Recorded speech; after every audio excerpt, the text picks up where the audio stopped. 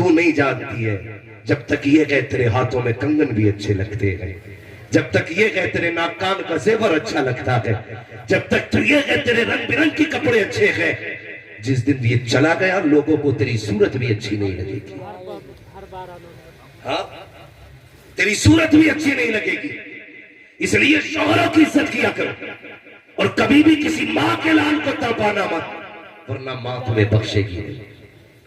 आके कहती है ऐसा ताबीज दे दो मेरी सास का मुंह बंद हो जाए। हाँ, ऐसा ताबीज दे दो जो सास के मुंह में ताला लग जा। हमसे कहे लगा रही गला दबा दे, ना होगी ना तुझे देखेगी। जब तू रोज तमाशा करेगी उसके बेटे के साथ, वो छोड़ देगी तुझे? वो तो बेटे के लिए अपनी जिंदगी की परवाह नहीं करती, तो तू क्या है? अगर चाहती है वो तुझसे प्यार करे तो तू उसके बेटे की इज्जत किया कर। बगदादी, ये समझाया करो बेटियों को, ये समझाया करो बेटियों को। इसलिए मेरे भाई, माँ बाप की इज्जत करेंगे, सारे बोलो करेंगे माँ बाप की इज्जत। आज की महफिल अज़मत वालिदैन है। बस आखिरी बात, उवैस करनी दरवाजे पे आए। माँ ने कहा आ गए बेटे, सुने माँ क्या होती है। आ गए बेटे, जी अम्मी। माँ ने कहा आ मेरे करीब, आके बैठ गए। माँ भी बैठ गई। उवैस करनी कहते मेरी माँ ने कहा बेटे, जिसके लिए तड़पता रहा अब बता वो तेरा महबूब कैसा है। जब इतनी बात कही ना तो अब फिर इश्क ने अंगड़ाई ली, बेकरारी बड़ी, जब्त के बंधन टूटे, फूट के रो दिए। कमा जिस महबूब की बात कर रही मैं देख नहीं पाया उसे। कहा क्या हुआ? कमा मैं गया हुजूर थे ही नहीं मदीने में। कहा बेटे इंतजार कर लेता। कमा इंतजार कैसे करता? माँ तूने कहा था सूरज छुपने से पहले आ जाना, तेरी बात कैसे टाल देता? अगर तुझे नाराज कर देता मेरा रब नाराज हो जाता, तुझे नाराज कर देता मेरा रब नाराज हो जाता। कहा माँ इसलिए मैं तेरी रजा के लिए महबूब का चेहरा छोड़ आया। माँ का दामन फैला, आंचल उठा के माँ ने कहा मालिक मेरे बेटे ने ना तेरे महबूब का भी दीदार छोड़ दिया मेरी रजा के लिए। ए अल्लाह मेरे बेटे को वो इज्जतें दे, वो इज्जतें दे कि सारा जमाना जहां जहां तेरे महबूब की बातें करे वहां वहां मेरे बेटे वैस करने की भी बातें होनी चाहिए। आज का ईद कब आ गया, हजारों साल बीत गए, तारीख के औराक में आज भी वैस करनी का नाम जिंदा है। कैसे? माँ ने दुआ दी थी, इसलिए आप भी माँ से दुआ लिया करें। एक होता दुआ करवाना, एक होता दुआ लेना। दुआ करवाते तो सब है, लेता कोई कोई है। करवाने का मतलब ये होता दुआ कीजिए, 500 रुपए दिए दुआ कीजिए। हमने कहा चल भाई 500 वाली दुआ कर दे। 10 रुपए दिए दुआ करना हजरत, चल भाई 10 वाली दुआ कर दे।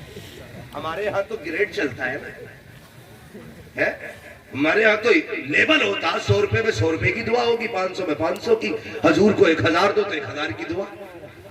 लेकिन माँ बाप होते जो फ्री में तुम्हें अरबों खरबों की दुआएं दे दिया करते हैं, इनकी इज्जत करना।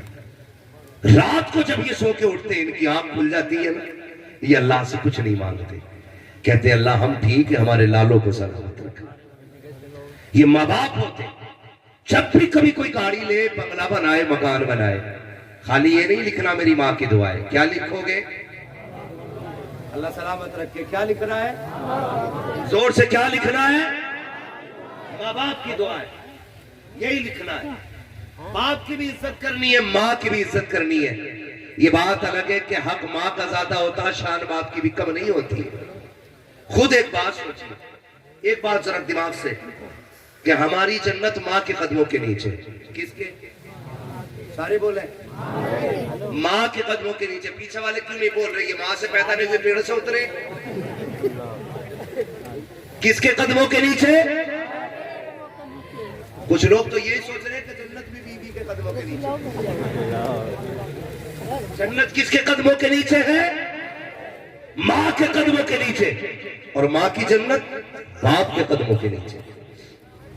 समझ गए? सोच, जिसके कदमों में तेरी जन्नत है, फिर उसकी जन्नत जिसके कदमों में है, तो फिर अगर माँ का ये मकाम है तो फिर बाप की शान का आलम क्या होगा।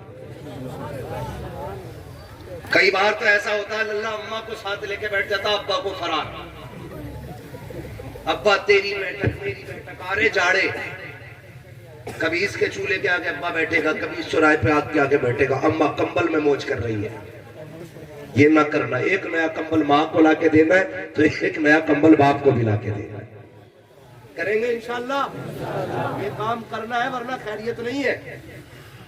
माँ की भी इज्जत करनी है, बाप की भी इज्जत करनी है। अब्बा से पूछे लड़के कैसे रख रहे, कहते अल्लाह का करम है, मेरा लड़का 6 टाइम खाना दे रहा। देता नहीं है एक टाइम में, लेकिन बाप कभी बेटों की बेइज्जती नहीं करता है। वो क्या कहता है कि नहीं, अगर मैंने बेटों का राज खोला मेरे बेटे रुसवा हो जाएंगे, ये सोच के कभी नहीं कहता। वो कहता 3 टाइम खिला रहा मेरा बेटा।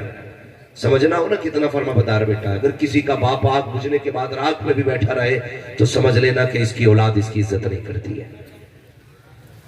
देखिए ना, आग बुझ जाती है फिर भी लोग कुरेदते रहते, राख बुझ जाती है फिर भी कुत्ते पिल्ले की तरह बैठे रहते। होता है कि नहीं ऐसा? जब सब उठ जाते तो उसमें कुत्ते आके बैठ जाते। ये आम बात है, भाई गांव के रहने वाले लोग हैं, आसमान से नहीं उतरे, सब देखते हैं हम लोग भी।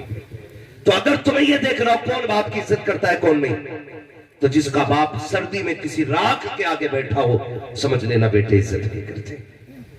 और जिसका बाप आग को भी सलाम करके चला जाए, चलो जी तापो असी घर जा, हम तो भैया ऐसे ही घर पे जाके सोएंगे आराम से, तो समझ लेना इसकी घर में बड़ी इज्जत है। ये हमारे घर की बहू है, अल्लाह इन्हें सलामत रखे। कहती है बुढ़ों का क्या काम घर में, निकलो बाहर।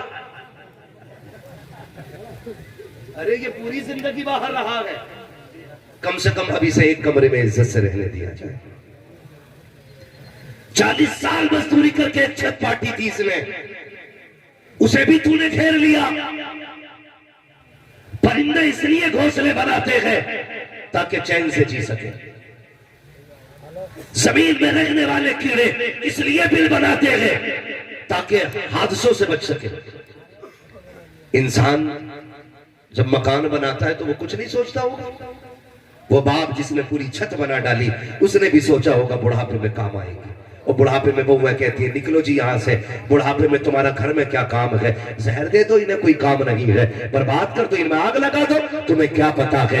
इनकी इज्जत किया करो बेटी। तुम अपने बाप के घर थी, 18 लोगों का खाना बनाती थी, तब हाथ नहीं टूटते थे। ससुराल में आके 5 का बनाते हुए हाथ टूट जाते हैं। ये ना इंसाफी क्यों करती हो? जैसे माँ बाबा का भाई बहन समझ के बनाती थी, यहाँ भी क्या का भाई बहन समझ के रोटियां बनाया। लेकिन अपने भाई भाई होते हैं और शोहर के भाई कसाई होते हैं। इंसाफ करो। जिस तरह अपने बाप को इज्जत देती है उस तरह अपने ससुर को इज्जत दिया करो। तुम इन्हें बाप वाला एहतराम दो, ये तुम्हें बेटी वाला प्यार देंगे। हर घर के अंदर ये नियम लागू करो, हर बहू को अपने ससुर को बाप कह के आवाज देनी होगी, बेटी वाला किरदार अदा करना होगा, फिर हर बाप अपने बाप होने का अदा करेगा। लेकिन अल्लाह खैर करे, सास अलग कैमरा लगाए बैठी है, ससुर अलग जासूस बना बैठा है, लल्ला विदेश पे पैरे दे रहा, औरत घर में आतंकवादी है। जैसे ही आया बॉर्डर से कमा के, अम्मा कहती तुझे पता है डायन है डायन। अब्बा कहता हम तो कुछ बोलेंगे ही नहीं भाई, हम तो फंस गए इसे लाके।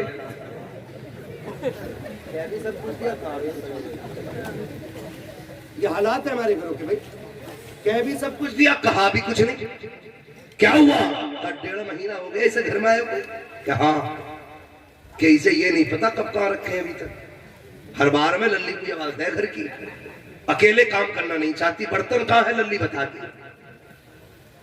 अरे पगले माँ बाप हो, तुम भी तो समझो यार, नई है, उसे क्या पता क्या चीज कहाँ है, इसलिए वो पुला पुला के पूछ रही है आज बताओ कल नहीं पूछेंगे। लेकिन तुम तो कैमरा लगाए बैठे, पहले ही आतंकवादी कह दिया, मजाल है उससे कब टूट जाए। खैरियत नहीं है, पूरा घर बरस पड़ता। अपनी बेटी ने अगर सोने का हार भी तोड़ दिया कोई बात नहीं, अल्लाह और देगा।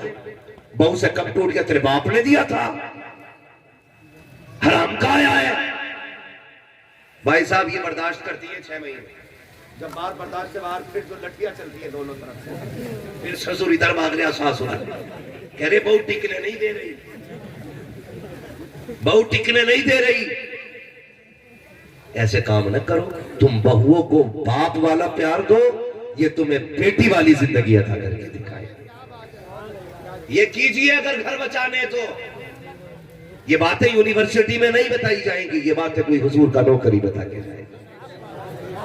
हाँ, और लड़कों तुमसे भी गुजारिश है, बीवी के पल्लू की खुशबू की आई माँ बाप को भूल गए, कमरा बंद करके सोरी अम्मा कराती रही, पूरी रात पानी देने को तैयार ना हुआ। ऐसा ना किया करो। बीवी का भी हक अदा करे, माँ बाप का भी हक अदा किया करे, बीवी का भी हक अदा करे। और अगर बीवी मजबूर कर रही है आपको माँ बाप को छोड़ने पे, तो ठोकर मार दे ऐसी बीवी को जो माँ बाप से जुदा करे। इसलिए बीवियां 1000 मिल सकती है, माँ बाप 1000 नहीं मिल सकते। लेकिन सबसे पहले बीवी को बैठा के कहता मेरे अब्बा से होशियार रहिए, चोर है पहले से। जब बेटा ही अब्बा को चोर कहेगा बहू इज्जत करेगी। हमारी अम्मा भी हाथ लपके, वो जहेज देखने गई थी, घड़ी चुरा ली थी, अलमारी में ताला लगा के रखी। भाई जब तू ये कह देगा वो इज्जत करेगी? बोलो भाई, सुराख तुमने किया, सैलाब तो आ नहीं है, तो सुराख ना करो ताकि सैलाब ना आए। इज्जत करो माँ बाप की, माँ बाप का एहतराम सिखाओ, खुद भी सीखो, औलाद को बताओ जैसी करनी वैसी, जैसी करनी वैसी। आज तुम बाप की इज्जत करोगे, कल तुम्हारी औलाद तुम्हारी इज्जत करेगी। आज तुम माँ बाप की इज्जत नहीं करोगे, कल तुम्हारी औलाद तुम्हारी इज्जत नहीं करेगी। फरमाया गया वबिल वालिदैनि एहसाना, जब तक जिंदा रहो माँ बाप के साथ उसने सुलूक करना, अच्छा बर्ताव करना, उनके साथ उनसे प्यार करना, उनकी इज्जत करना। माँ से भी प्यार किया करो, बाप से भी प्यार किया करो। वो कहा था मुनव्वर राना ने, बुलंदियों का बड़े से बड़ा निशान छुआ, उठाया गोद में माँ ने तब आसमान छुआ। आप कितने भी ऊंचे हो जाओ, माँ बाप की दुआओं से बुलंद नहीं हो सकते हो। बुलंदी चाहते हो, माँ बाप की इज्जत किया करो, माँ बाप का एहतराम किया करो। बस वक्त हो चुका है बहुत ज्यादा, नहीं भाई बहुत ज्यादा वक्त हुआ, माइक लेना हालत खराब कर। ये शजरा पढ़ने का माइक, अल्लाह सलामत रखे भाई। भाई शजरे की फरमाइश है, ऑपरेटर साहब थोड़ा सा जरा इसको आवाज दे दे ताकि शजरा बयान कर दिया जाए, क्योंकि तकरीर तो कर ली जैसे भी कर ली। अब सोचो यार, जो आदमी महीनों महीनों ना थकता हो वो घंटे भर में थक गया, आप समझ सकते।